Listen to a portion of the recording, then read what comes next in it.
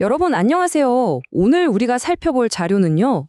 태평양 전생 최대 규모의 상륙 작전이자 피 한 방울 흘리지 않을 것 같았던 해변 상륙이 어떻게 82일간의 지옥 같은 악몽으로 변했는지 그 끔찍한 진실을 파헤쳐 봅니다. 아이스버그 작전, 오키나와, 지옥으로의 하강. 지금 바로 시작하겠습니다. 마치 소풍을 가는 것 같았다. 자, 이게 4월 1일 오키나와에 상륙한 한 미군의 실제 증언이에요. 좀 의아하시죠? 미 해군이 상륙 전에 해안에 문자가대로 지옥의 불을 쏟아 부었거든요. 그래서 버크너 장군이 이끄는 18만 명의 미군은 당연히 엄청나게 거센 저항을 예상했습니다. 그런데 막상 도착해보니 어땠을까요? 너무나도 적막하고 텅 빈, 기이할 정도로 조용한 해안선뿐이었습니다. 총알 한 발 날아오지 않았어요. 그렇다면 도대체 왜 오키나와가 그렇게 중요한 타겟이었을까요? 이유는 아주 명확했습니다. 오키나와는 그야말로 엄청난 전략적 요충지였거든요. 첫째로 일본 본토를 지속적으로 폭격할 대규모 비행장을 지을 만큼 아주 널찍한 공간이 있었습니다. 그리고 둘째로 대만이나 중국, 싱가포르, 자바에서 일본으로 들어가는 필수적인 해상 보급선을 완전히 끊어버릴 수 있는 아주 완벽한 위치에 있었죠. 한마디로 경제의 대부분을 해운에 의존하던 일본의 숨통을 꽉 쥐는 격이었습니다. 하지만 여기서 양측의 전력을 비교해보면 정말 흥미로운 사실을 하나 발견하게 됩니다. 일본군의 우시지마 미츠루 장군, 이 사람은 애초에 해변을 지킬 생각이 눈꼽만치도 없었어요. 대신 8만 명의 정규군은 물론이고 무려 4만 명의 민간인까지 동원해서 병력을 싹 다 섬 내륙으로 숨겨버립니다. 그러니까 해변은 그냥 미군에게 내어주고 대신 아주 잔혹하고 끔찍한 소모전을 깊은 내륙에서 준비하고 있었던 겁니다. 자, 내륙에 상륙한 보병들이 초반에 별다른 저항을 받지 않으며 안도하고 있을 때 바다에서는 전혀 다른 지옥이 펼쳐지고 있었습니다. 카미카제 공격의 시작, 바로 새로운 위협의 등장이었죠. 당시 미 해군 함대는 앞바다에서 전혀 예측하지 못했던 끔찍한 위협을 마주하게 되는데요. 바로 카미카제와 신요입니다. 당시 일본 최고사령부는 노련한 조종사도 연료도 다 바닥난 상태였어요. 그래서 비행 시간이 고작 10시간에서 15시간 남짓한 어린 10대 소년들을 그 무자비한 편도 자살 임무에 밀어넣습니다. 게다가 하늘에서뿐만 아니라 바다에서도 폭약이 꽉 찬 1인승 자살보트, 이른바 신요를 미군 함정과 보급선을 향해 미친 듯이 돌진시켰습니다. 이 광신적인 공격이 얼마나 치명적이었는지는 사상자 숫자가 말해줍니다. 무려 5,000명입니다. 5,000명이요? 이 끊임없는 공격은 USS 프랭클린 같은 거대한 항공모함을 완전히 망가뜨렸고 구축함 30여 척을 바다에 수장시켰습니다. 무려 5,000명의 해군이 전사하면서 이 전투는 미 해군 역사상 가장 막대한 희생을 치른 가장 비싼 전투로 기록되고 말았죠. 그런데 이 극단적인 전술이 이게 다가 아니었습니다. 일명 텐고 작전인데요. 히로히토 일왕은 일본 해군의 자존심이자 길이 863피트의 6만 9천 톤, 무려 9문의 18인치 함포를 자랑하는 세계 최대의 전함인 야마토마저 일회성 희생양으로 던져버립니다. 오키나와 해변에 그냥 배를 좌초시켜 놓고 미군을 향해 포격을 퍼부으라는 말도 안 되는 편도 자살 임무를 내린 거예요. 하지만 당연하게도 미군의 레이더와 잠수함이 이 거대한 타겟을 놓칠 리 없었죠. 당시 레이먼드 스프리언스 제독의 명령은 아주 단호했습니다. 저 전함을 박살내고 싶다. 그는 즉각 386대의 전투기를 하늘로 띄웠습니다. 이 거대한 괴물 전함은 미군을 향해 단 한 발의 포탄도 쏴보지 못하고 처참히 파괴되었고요. 결국 3,000명의 승무원과 함께 차가운 바다 밑바닥으로 영원히 가라앉고 맙니다. 이렇게 바다에서의 처절한 전투를 뒤로 하고 이제 다시 섬 내륙으로 눈을 돌려보겠습니다. 지하전쟁. 환상 같았던 소풍이 순식간에 끝없는 수렁으로 빠져드는 순간입니다. 미군이 남쪽의 산악지대인 슈리 방어선으로 진군에 들어가면서 양측의 상황은 완전히 뒤바뀝니다.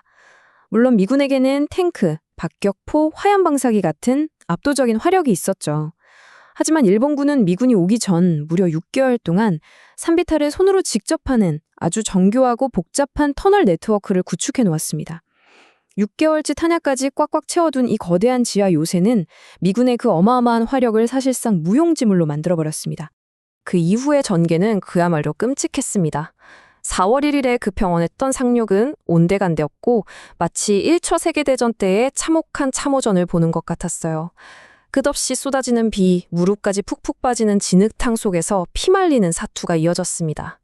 카카즈 능선부터 폐허가 된 나하 함락, 그리고 마침내 슈리성을 탈환하기까지 고작 고지 하나를 점령하는데 며칠씩 피 터지는 전투를 벌여야 했고 사상자는 눈덩이처럼 불어났습니다.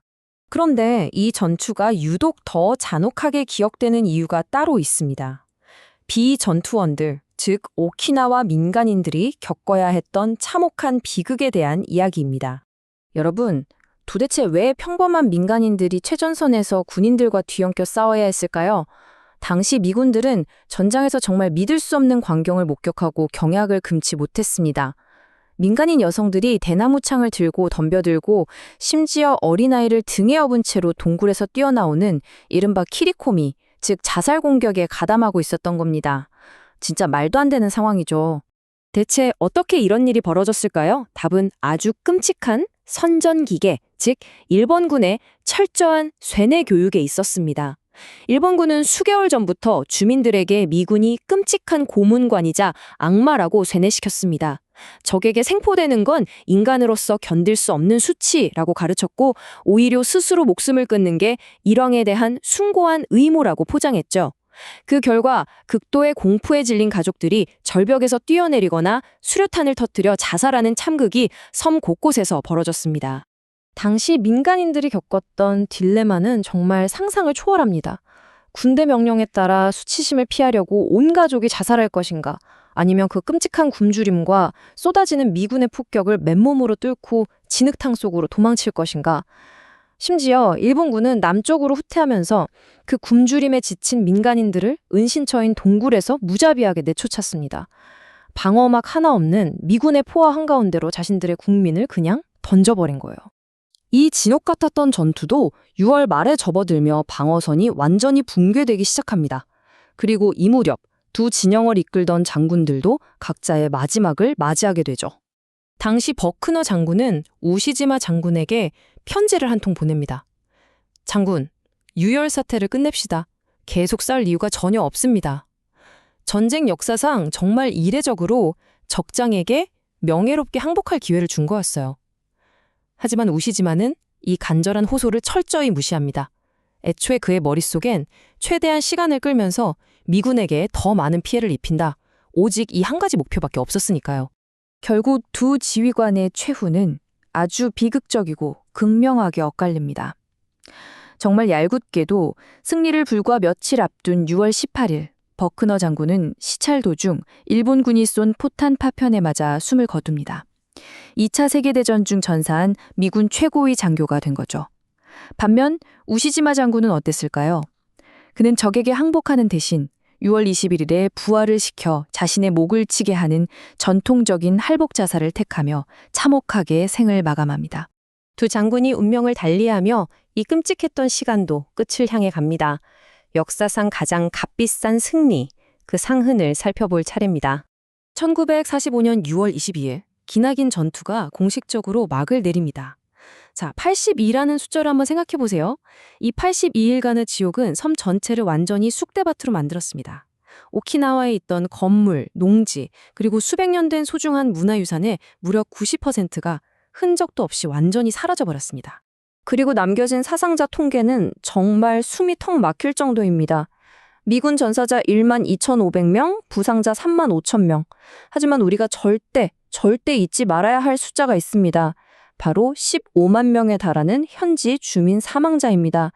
그저 군대의 잔혹한 시간 끌기 전술 때문에 이 수많은 사람들이 장기말처럼 허무하고 억울하게 희생된 겁니다.